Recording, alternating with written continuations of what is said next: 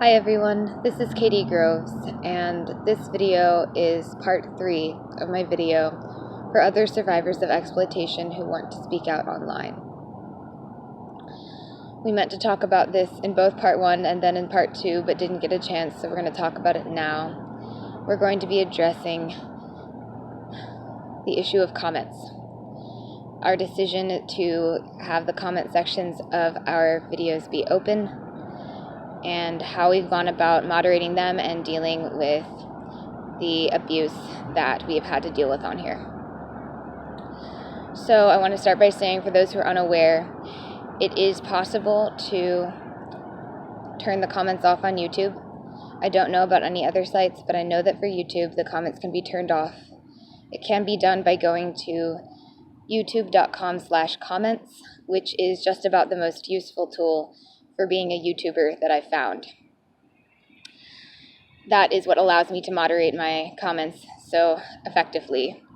And although I have backed off on some of my moderation filters, and that way I'm reducing the amount of time that I spend moderating, I still do moderate my comments and try to keep the comments as safe for survivors as possible without undermining survivors' abilities to express themselves. My decision to leave the comments open was a difficult one. I knew that if I ever got enough attention on here, that a lot of it would be negative. And I knew that it would hurt me and that I would struggle in order to cope.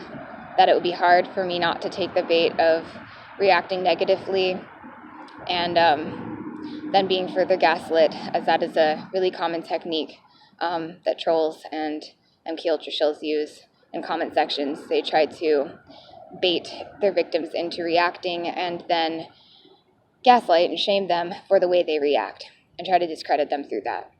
So I knew that that would be difficult. I knew that there were people that would probably try to access me, the mind control, if I were to leave the comments open. And but I knew that would already be a problem with giving out my email, and I'd already decided to do that. So what I ultimately decided was that despite how painful it would be, it was important to me to keep the comments open, that I was going to have to deal with those sorts of safety risks anyway, and that if I kept them open, it would give people a chance to actually talk about the stuff that I was talking about, and it could give survivors a chance to feel like they could really engage. So with this in mind, I hoped and prayed that I would not get too much attention at first, and that I would really get a chance to get comfortable making videos before actually having to deal with the onslaught of abuse that I feared. And I didn't expect it to happen so quickly, but I still did get a chance to ground myself around it all. Because my channel, I started this in the fall/winter of 2017, and I got my big surge of attention in August of 2018. So I had several months, almost a year, to get used to doing this. And when I did get the big onslaught of attention, it was,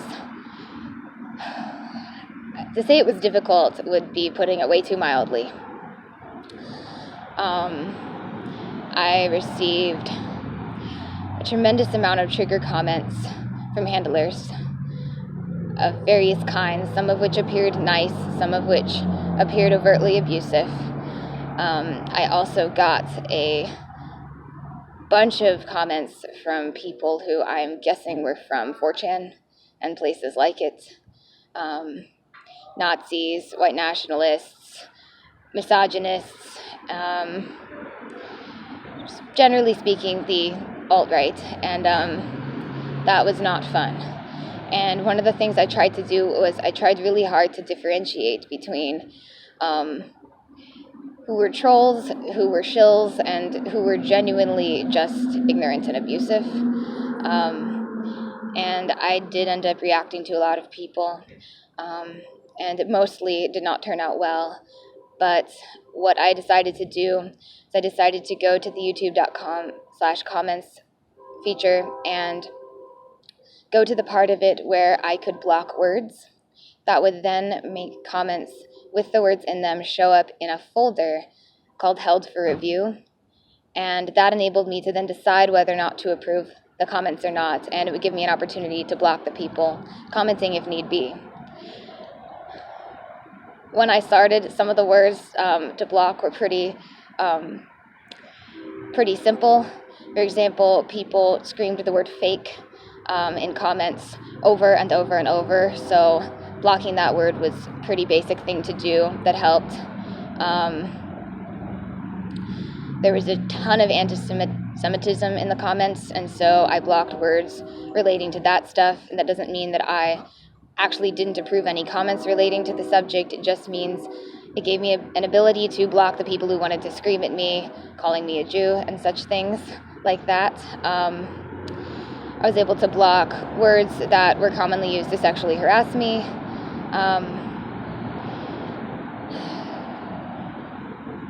I got less sexual harassment, including comments telling me how ugly I was, than I expected, but I still got quite a lot of that. I'm not going to go into details about some of the more heinous ones, but I'll just say that there were a lot of words for me to block there. And then just various other things used to trigger. I blocked a lot of words relating to Christianity because there was a ton of handlers trying to trigger people using those terms. And that's a huge issue that I've had on this channel. I've spoken about it before, and rather than repeat myself too much, I'm going to go ahead and just put a link to a playlist I've made called, I think it's called Addressing Abusive / Misguided Comments and Emails, something like that. And I think there's like 9 videos in there or something that I've made over the last year or so to try to address such comments and emails, especially, well, mostly, I should say, after my channel really took off. But you guys can check that out if you want, and hopefully find that helpful and informative if you haven't seen those videos. It should tell you a lot more about the kinds of abusive comments I've gotten and how I've dealt with them. In that playlist, I know that I talk about coping with a subscriber who got really, really obsessive about me and started emailing me daily